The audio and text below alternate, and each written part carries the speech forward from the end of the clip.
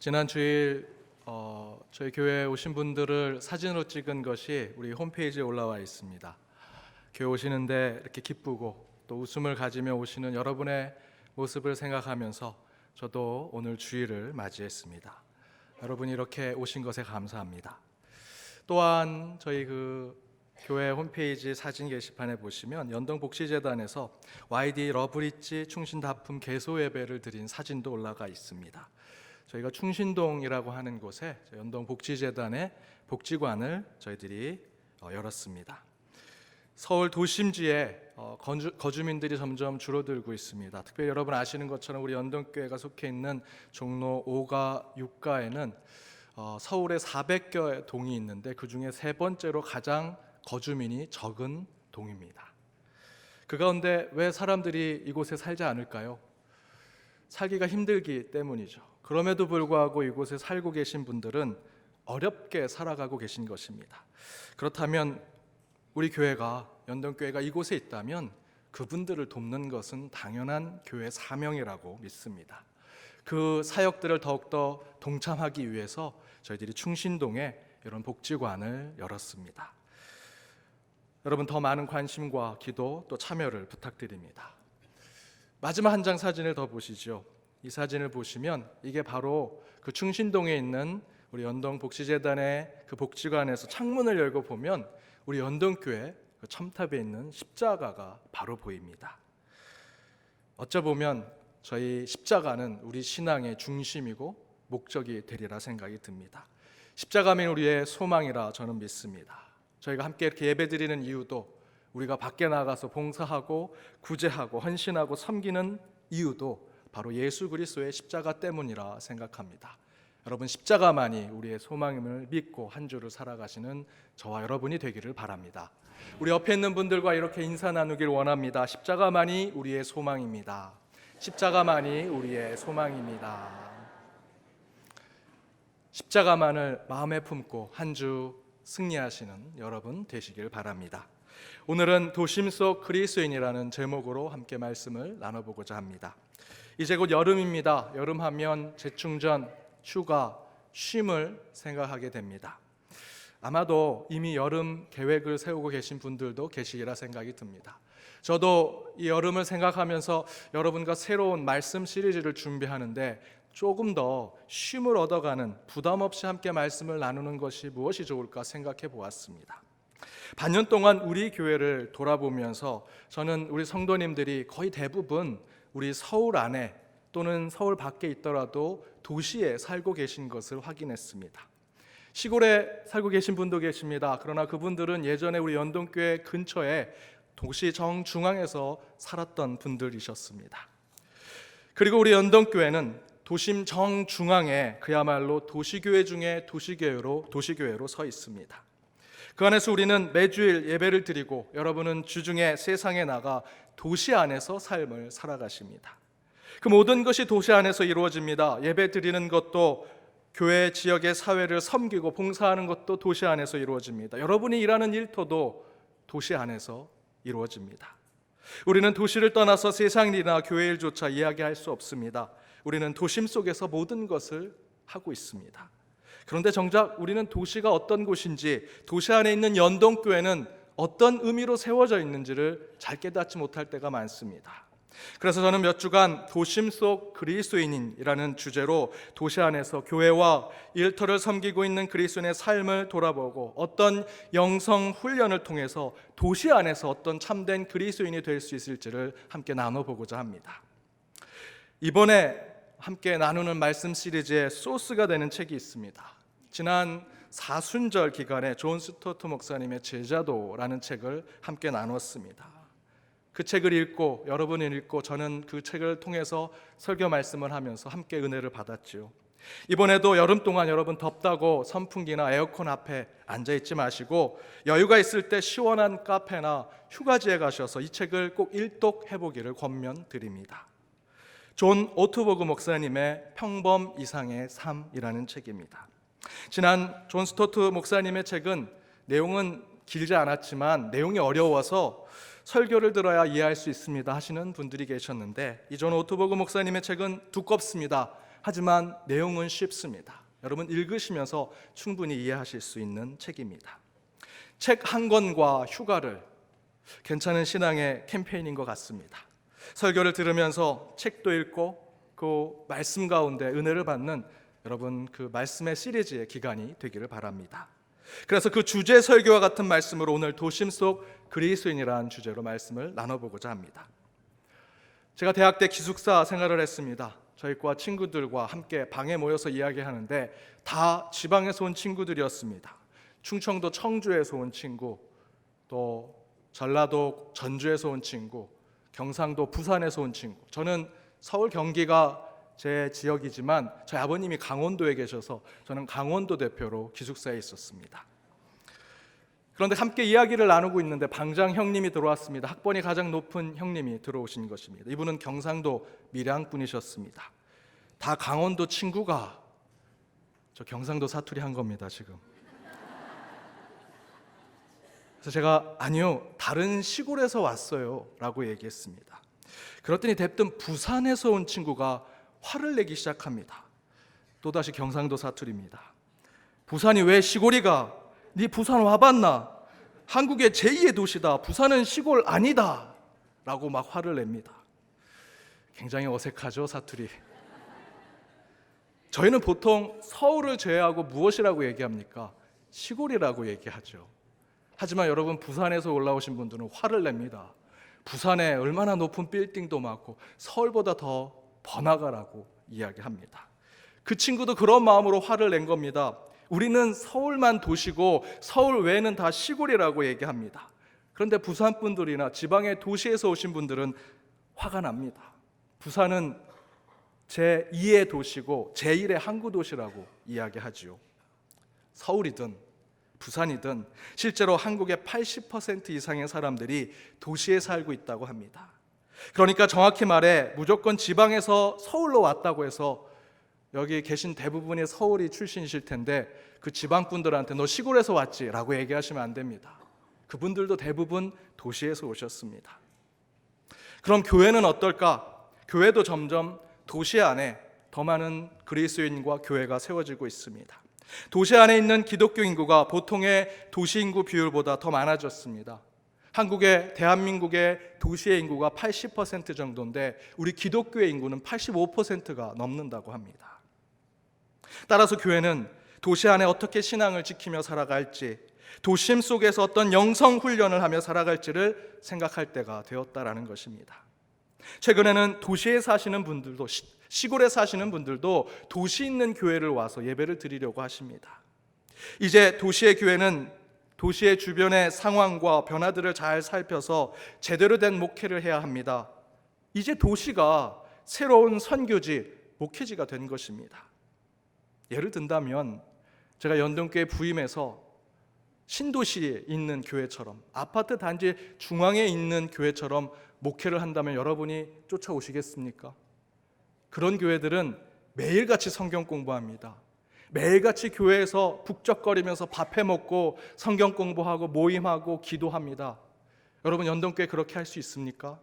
제가 처음에 부임해서 이야기 들은 것이 목사님 우리 교회는 수요일, 토요일, 주일만 교인들이 오십니다 라고 하는 것이었습니다. 우리 교회가 가지고 있는 상황이 있는 거죠. 또는 대학 근처에 있는 대학생과 청년들을 위한 캠퍼스 목회를 제가 이곳에서 한다 그러면 아마 장로님들이 저를 끌어내리려고 할 겁니다. 여러분 교회는 가족이 모이는 곳입니다. 어르신도 모시고 청년들도 키워주고 자녀들도 양육하는 그런 교회가 되어야지요. 그래서 우리 연동교회를 비롯해 거의 모든 도심의 도시교회들은 먼저는 자기의 자리가 어디인지를 찾아야 합니다. 아파트 단지에 있는 교회인지, 우리 연동교회처럼 도심 정중앙에 있는 교회인지, 그래서 곳곳에서 모이는 교회인지. 또한 두 번째는 도시교회에 있는 성도들은 도시의 그리스도인으로서 자신이 가져야 할 특별한 영성을 찾아야 한다는 것입니다. 따라서 우리는 도심에 있는 교회로서 두 가지 변화를 가져야 합니다. 교회가 변해야 하고 또 다른 하나는 저와 여러분의 영성이 변해야 합니다. 교회가 어디에 서 있는지, 도심 가운데 서 있다면 그 안에서 벌어지는 도시의 상황과 변화들에 대해서 영적인 반응에 힘쓰는 교회가 되어야 할 것입니다. 또한 도시 안에 사는 성도들은 도심의 교회에 걸맞는 도시 속 영성, 산속에 있는 수도원의 영성만이 영성이 아닙니다. 빌딩이 있는 이곳에, 아파트 단지에 사는 여러분 안에도 영성을 품어야 합니다. 따라서 그 영성을 품고자 하는 변화가 우리 가운데 있어야 한다는 것입니다. 이에 대해서 오늘 출애굽기 본문은 우리에게 좋은 메시지를 주고 있습니다. 출애굽기 본문에는 세 곳의 장소가 나옵니다. 그 세 곳의 장소는 지금 우리의 도시를 상징하고 있습니다. 11절에 애굽, 1절에 광야, 1절과 3절에 떨기나무가 있는 하나님의 산입니다. 첫 번째 애굽은 무엇을 상징합니까? 애굽은 우상이 나를 지배하는 도시를 상징하는 곳입니다. 애굽은 어떤 곳입니까? 바로 왕이라는 살아있는 신이 존재하는 곳입니다. 그 바로 왕 때문에 애굽 백성들은 중한 노동을 하면서 고통 가운데 노예처럼 살아갔습니다. 그러나 하나님은 오늘 본문에서 모세에게 소명과 사명을 주어 그 백성들을 그 신음소리하는 곳에서 불러내고자 하십니다. 그리고 하나님의 땅, 젖과 꿀이 흐르는 천국과 같은 땅, 자유와 해방이 있는 그곳으로 인도하시려고 하십니다. 지금 우리 시대로 빗대서 이해하고자 한다면 저는 여러분이 사는 곳이 때로는 애굽과 같은 곳이라고 생각이 듭니다. 도시는 우리로 하여금 물질 중심으로 살아가게 합니다. 정확하게는 물질, 눈에 보이는 것을 우상으로 삼고 살아가는 것이다 라는 말입니다. 세상의 꿈을 쫓아 우리는 도시에 왔습니다. 뭐로 가도 서울로만 가면 된다라는 말처럼 우리는 도시에 오면 모든 꿈을 이룰 것처럼 생각하며 살아갑니다.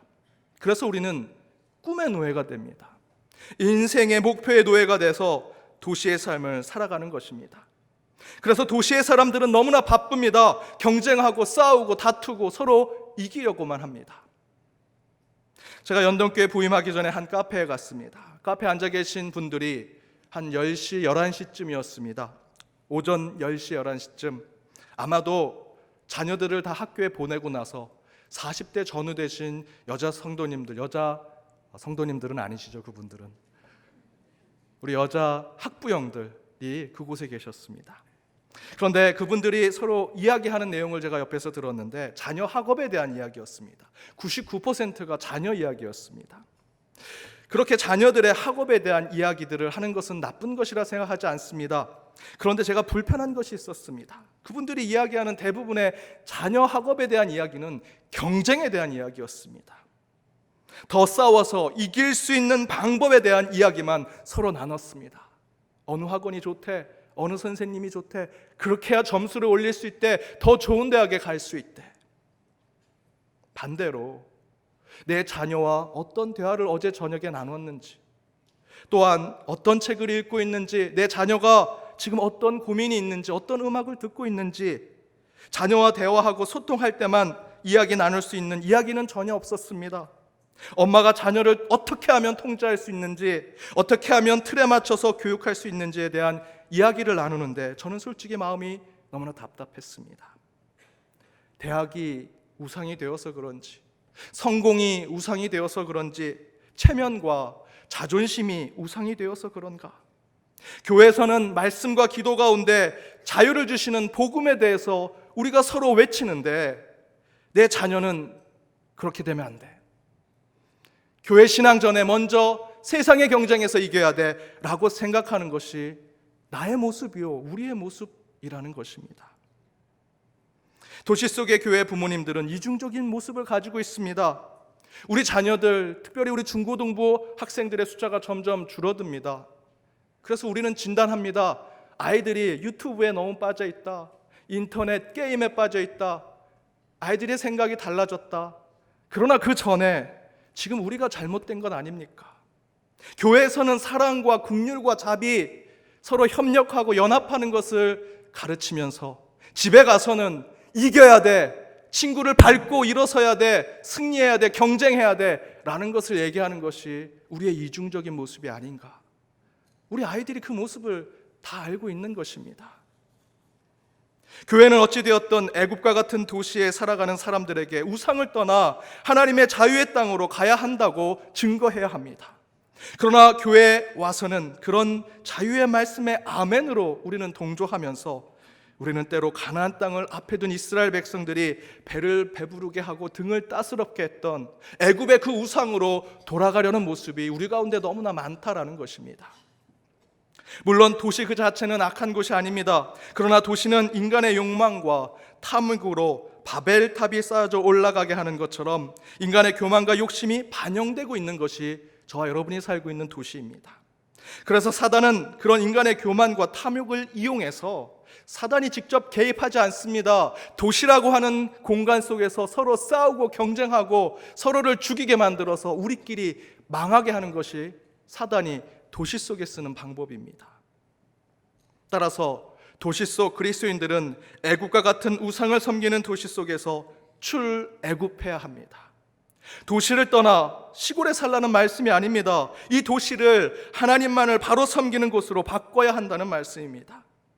몇 평 되는 교회 건물 안에서, 이 성전 안에서만 하나님을 섬기겠다 하는 것이 아니라 저와 여러분이 도시 속에서 땅을 밟고 다니는 모든 공간에서 하나님이 주인 되시고 하나님의 지혜가 드러나며 하나님의 능력이 발현되는 그런 공간으로 만들어야 한다는 것입니다. 이 성전만이 아니라 이 도시 전체가 하나님의 통치 가운데 있도록 만들어야 합니다. 또한 두 번째는 1절에서 광야가 나옵니다. 광야는 어떤 상징을 이야기하는 것일까? 바로 내 자신을 우상으로 섬기는 도시의 모습을 이야기합니다. 1절에 나오는 광야는 히브리어로 미드바르라고 합니다. 양떼를 정렬시키다. 우리가 생각하는 광야는 사막이나 버려진 땅을 생각합니다. 그러나 미드바르라고 하는 뜻은 목초지의 양들이 풀을 잘 뜯어먹어서 배불러지는 그런 땅을 이야기하죠. 그렇다면 모세에게 바로 이 미드바르라는 광야는 무슨 의미일까? 모세는 40년 동안 애굽에서 나 외에 다른 우상을 숭배하는 곳에서 살았습니다. 그러나 그는 그곳을 떠나서 새로운 장소에서 똑같이 40년을 사는데 바로 그곳 광야 미드바르에서는 자기 자신의 만족대로, 자신의 뜻대로, 자기의 멋대로 살아갔습니다. 따라서 모세에게 있어서 미드바르 광야의 의미는 이제 자기 자신을 우상으로 삼아서 살아가는 곳을 이야기하는 것입니다. 그곳에서 모세가 편한 대로, 모세가 하고 싶은 대로 살았습니다. 광야에서의 40년은 곧 모세가 스스로 우상이 되어서 살아갔다라는 것입니다. 그래서 오늘 본문 5절에 보면 하나님께서 떨게나무 앞에서 모세를 부르시고 신을 벗으라라고 명령하고 계십니다. 신을 벗다라는 뜻은 무엇을 의미합니까? 첫 번째는 거룩하게 구별하기 위한 의미를 가지고 있습니다. 그러나 더 중요한 의미는 이렇게 기록합니다. 모세가 자신이 가지고 있는 자신 스스로의 재능과 자존심을 버리고 하나님 앞에 순종하라, 순복하라는 뜻을 가지고 있다고 주석은 이야기합니다. 따라서 하나님의 부르심 앞에 신을 벗으라고 하나님이 명령하신 것은 40년 광야에서 내 자신을 우상으로 삼고 내 멋대로, 내 뜻대로, 내 의지대로 살았던 삶을 버리고 이제 하나님을 순종하는 삶을 살라는 하나님의 명령인 것입니다. 바로 이렇게 모세의 광야에서처럼 저와 여러분이 사는 도시에 살면서도 비슷한 현상들이 나타납니다. 요즘 욜로족이 도시에 엄청 늘어나고 있다고 합니다. 욜로, You only live once라고 해서 한 번뿐인 인생, 나를 위해 현재의 행복을 가장 중요하게 생각하며 살아가는 도시의 젊은이들의 라이프 스타일이라고 합니다. 이건 젊은이들만의 스타일이 아닙니다. 나이 드신 분들도 요즘 황혼 이혼을 많이 하시죠. 이제 졸혼, 우리 결혼하는 것을 끝내자. 내가 40년, 50년 당신에게 묶여 살았다면 이제 나 혼자 편히 살겠다. 젊은이들만이 욜로족이 아닙니다. 그러나 이 욜로의 삶은 아무리 좋아 보이고 세련되고 현대적이라고 해도 교회는 욜로의 삶을 통해서 교회가 이루고자 하는 것을 할 수 없습니다. 해서도 안 됩니다. 모세가 40년 동안 광야의 삶 가운데 자기를 우상으로 삼았던 것을 교회가 쫓아가서는 안 된다라는 것입니다. 하나님께서 모세에게 자기만을 위한 광야 미드바르의 삶을 살아온 것에 대해서 무엇이라 명령하셨습니까? 내 신을 벗으라. 40년 동안 너의 우상을 삼았던 것을 벗으라고 명령하고 계십니다. 도시 안에서 나를 우상 삼아 살아가는 것은 결코 하나님이 원하시는 삶이 아닙니다. 욜로의 삶으로는 절대로 가난한 자와 함께 예배드릴 수 없습니다. 병든 자, 소외받은 자와 함께 신앙생활할 수 없습니다. 우리는 세련되지 않더라도, 현대적이고 모던하지 않더라도, 때로는 불편하고 답답하더라도 누구와도 함께 하나님의 나라를 세울 수 있도록 그런 마음가짐을 갖는 신앙인들이 되어야 합니다. 교회 안에서 남자와 여자가 차별을 가져서는 안 됩니다. 노인과 어린이가 함께 정통적인 가족과 같은 모습으로 함께 예배를 드릴 수 있어야 합니다. 장애인과 비장애인이 함께 있어야 하고, 색깔이 다른 사람들과 또한 생각이 조금 달라도 한 울타리 안에서 하나님께 예배드리고 찬양하는 하나님의 영적인 공동체가 되어야 합니다. 이런 얘기가 있습니다. 하나님께서 모든 것은 다 해결하도 해결하지 못하는 한 가지가 있다고 합니다. 그게 뭔지 아십니까? 고부간의 갈등입니다. 시어머니와 며느리의 관계. 시어머니가 기도합니다. 말 잘 듣는 순종하는 우리 며느리 되게 해주십시오. 며느리가 기도합니다. 명령만 하지 않는 시어머니가 되게 해주십시오. 어떤 기도를 들어줘야 될까요? 양쪽을 다 들어줄 수 없습니다. 들어주면 모순이 생기지요. 안 들어주면 매번 싸울 텐데 하나님도 어쩔 수가 없는 것 같습니다. 그래서 우리 여자 성도님들 가운데 우리 시어머니가 되신 분들은 성경의 인물 가운데 이분을 가장 좋아한다고 합니다. 예수님의 어머님 마리아. 며느리가 없기 때문입니다. 며느리는 누굴 좋아할까요? 아담과 하와의 하와를 좋아한다고 합니다. 시어머니가 없어서. 제가 왜 이 말씀을 드립니까? 도저히 안 될 것 같은 관계도 교회 안에 오면 풀어내야 하고 만나야 합니다. 대화해야 합니다. 교회는 얽히고 설켜 있는 도시 안의 복잡한 관계들이 이 교회 안에 왔을 때는 그 도시 안의 문제들이 해결돼야 합니다. 매듭이 풀려야 합니다. 특별히 우리 연동교회는 가족 단위로 오시는 성도님들이 많이 계십니다. 제가 어느 여자 집사님과 대화하고 있는데 이 집사님이 어느 나이 많은 권사님이 지나가니까 어머니라고 얘기를 하시더라고요. 그래서 어머니신가 보다. 조금 지났는데 다른 분이 지나가는데 그분을 향해서도 어머니라고 얘기하시더라고요. 그래서 제가 이렇게 생각했습니다. 이분은 우리 교회 어르신들을 다 어머니라고 부르는구나. 알고 봤더니 한 분은 친정어머니, 한 분은 시어머니셨습니다. 어떻게 이렇게 한꺼번에 두 분의 어머니를 만날 수 있을까? 우리 연동교회에서만 볼 수 있는 것입니다. 저는 이것이 우리 연동교회 공동체만이 보여줄 수 있는 도시 속 교회 공동체의 모습이라고 생각합니다. 나만 챙기고 내 이익, 내 것만을 챙기려고 하는 것이 점점 도시교회의 모습이 되어가고 있습니다. 그런데 그런 상황 속에서 우리 연동교회는 할아버지 할머니를 챙깁니다. 어르신들을 챙기려고 합니다. 부모와 또한 자녀들을 챙기는 모습이 있습니다. 어르신들은 그 자녀를 챙기려고 합니다. 우리 어린 자녀들은 어른을 챙기고 또 서로를 챙기려고 합니다. 저는 우리 연동교회 이런 모습이 너무나 자랑스럽습니다. 그래서 바로 오늘 본문 1절에서 3절에 나오는 떨기나무가 있는 하나님의 산은 곧 우상을 바라보고 가는 애굽의 도시의 삶과 이기적으로 나만을 챙기며 나아가는 도심의 욜로의 삶 가운데 그런 세상에 물들지 아니하고 구별되며 변화된 하나님의 사람들이 모여있는 교회의 상징이라고 저는 믿습니다. 모세가 이 떨기나무 가운데 하나님을 만나게 됩니다. 여러분, 떨기나무는 큰 줄기가 있어서 멋있는 나무가 아닙니다. 지금 보시는 것처럼 저렇게 줄기나무처럼 되어 있는 겁니다. 서로 얽히고 설켜 있습니다. 어떤 줄기가 제대로 되어 있는지 모르는 그런 나무 가운데 하나님이 임재하셔서 불을 피우고 그 가운데 모세를 부르셨습니다. 저는 교회가 이런 모습이 돼야 된다고 믿습니다.